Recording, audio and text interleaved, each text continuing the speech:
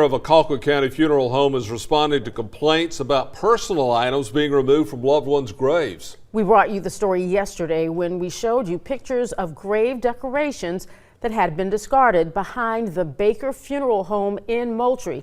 WALB News 10's Fallon Howard learned it's an old policy that has not always been enforced.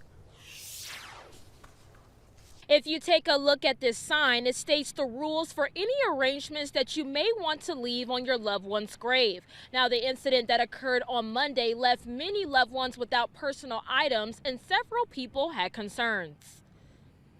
It's just very sad. From what the things we've seen walking around there, I got chills all the time.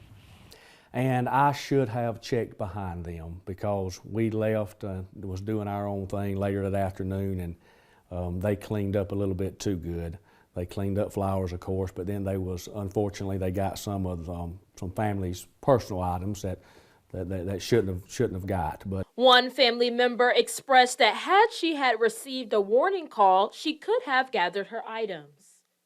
I just feel that this could have been approached a lot differently. It shouldn't have been done and done away with without a notice, without an email, a text, or a public post on their Facebook. Everybody knows that social media goes a long way now. And I asked the funeral director why not enforce the rules if they've been in place for 20 years, and he says, and I've never enforced the policy.